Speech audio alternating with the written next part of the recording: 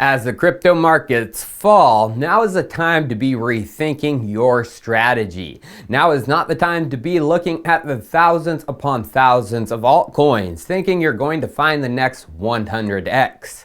Those days have passed, but like a thorn in your side, Chico Crypto is here almost every day through the ups and the downs. Well, let's try to keep you up in these down markets because it's time for Chico Crypto.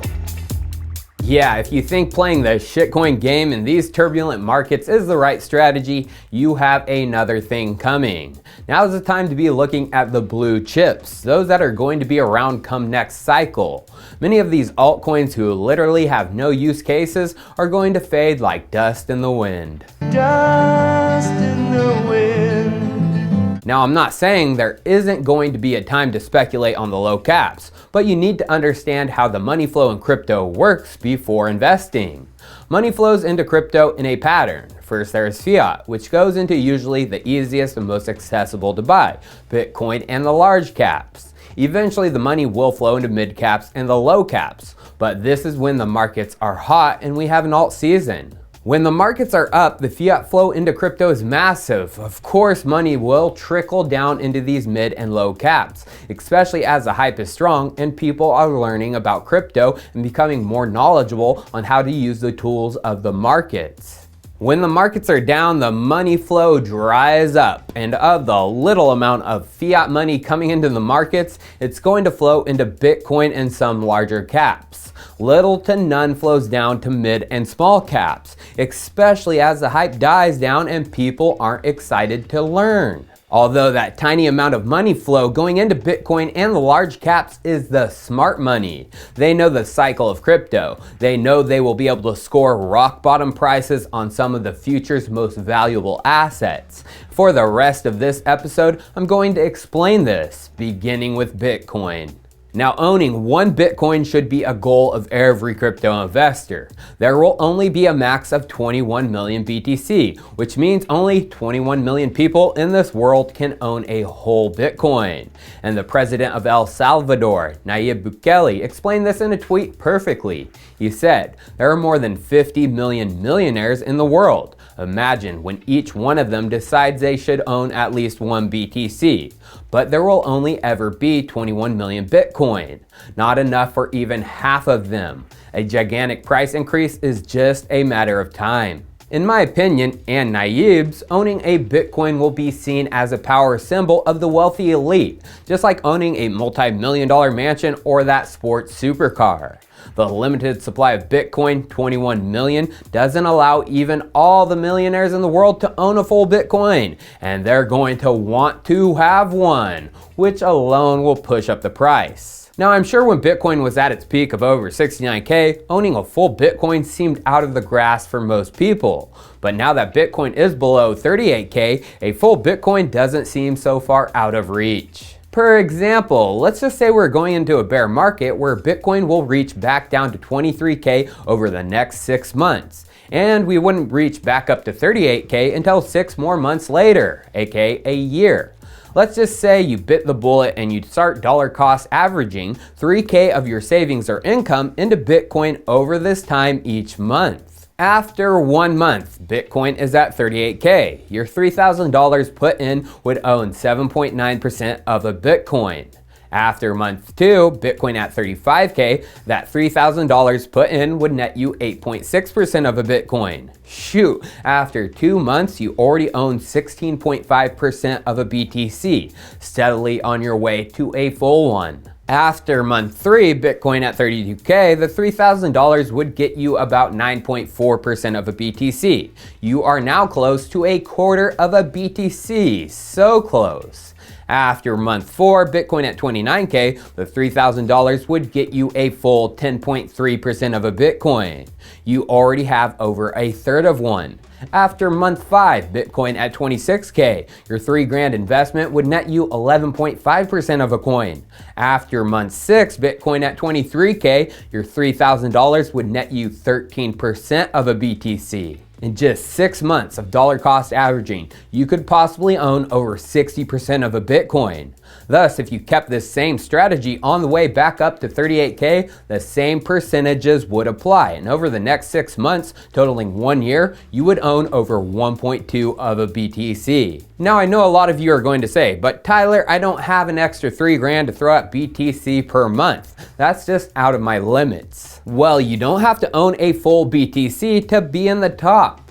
Now let's just take, for example, Satoshi's vision that Bitcoin is a globally adopted asset. Everyone in the world uses it. The World Population Clock estimates that there are over 7.928 billion people in this world. That means if BTC was evenly distributed across the world population, 21 million divided by 7.928 billion, at max the most a single person could own would be just 0.00264 of a BTC, aka just over 0.2% of one. Although not every single person in this world is going to use BTC. So how much based on Bitcoin adoption?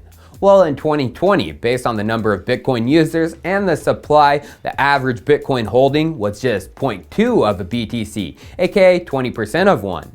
Based on the adoption curve, by 2030, the number will drop significantly, down to 0.02 or just 2% of one. So by holding a fifth of a Bitcoin today in 2022, you are already above average. And by 2030, if you hold that fifth, you will be way above average. But how much to enter the elite, the top 1% of Bitcoin holders worldwide? Do you need to hold a full BTC? Well, no, actually. All the way back in 2018, that bear market, Stephen Lee at Moneyball tweeted this: if you own 0.28 of a BTC in HODL, you can be certain no more than 1% of the current world's population can ever own more BTC than you.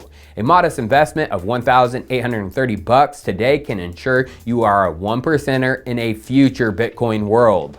0.28 of a BTC, just over a quarter, will ensure you are in the top 1% in a future Bitcoin world. Back in 2018, it was a modest investment of $1,830. Today, that is higher, yet still modest, just $10,528. Remember, you can DCA and become one of the top 1%ers of Bitcoin holders worldwide. You don't have to make that entire investment right now, but you can make it over the span of a year and most likely hit your goals. Although there are some other goals to be hit as a Bitcoin holder. Of course, owning one is a goal I think every crypto investor should strive for. But if you hit 1 BTC, you earn yourself a place in a special club, the 21 million club. You own one of the 21 million of the Bitcoin supply. As we can see from this Reddit post, it took this investor 3 years to hit the 21 million club and own a full BTC. Although if we read his post about the biggest regret and lesson he had, he said, biggest lesson, it was 2019. I had nothing in crypto and I watched Bitcoin bottom at 3,000. At that time, I had around 3,000 of savings and was waiting to buy. I thought it was going to go lower. I was wrong, so wrong. I was greedy and wanted more. I thought I could sneak in a bit more than 1 Bitcoin, but looking back now, not being in the market was dumb, a lesson for some. He didn't DCA dollar cost average when the markets were down and was looking to time the markets. Well, he didn't time them and he watched the price rebound. If he would have DCA'd, he could have got 1 BTC so much faster. Now there's another club that even I'm not a part of yet, the 1 million club. This is when you own 21 Bitcoin, aka you're one of the 1 million people that could ever own that amount. Prestigious to say the least, and it's a long-term goal of mine, which is attainable if I DCA. Now, we've talked all about Bitcoin this episode in terms of large caps and why now is the time to be accumulating. But there is another large cap who, in my opinion, will be just as valuable. That is Ethereum. Now, why is right now the time to be accumulating Ethereum?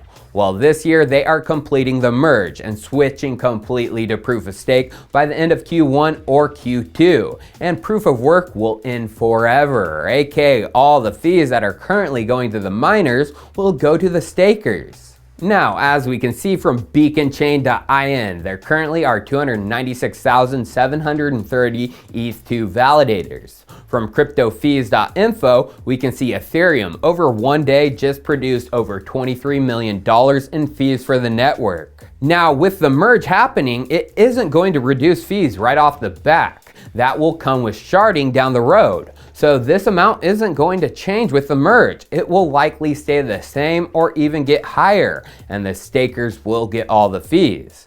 Dividing the fees as of today by the number of validators, we get a total of nearly $80 extra per day going to the stakers, which is nearly an extra $2,500 per month, aka basically a full Ethereum. But to run an ETH2 staking node, you need 32 Ethereum, the minimum, which is an over $83,000 investment. Who can afford that even by DCAing?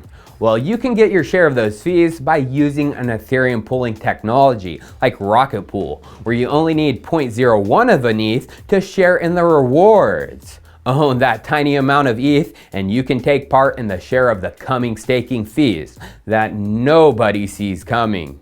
Cheers, viewers. I'll see you next time.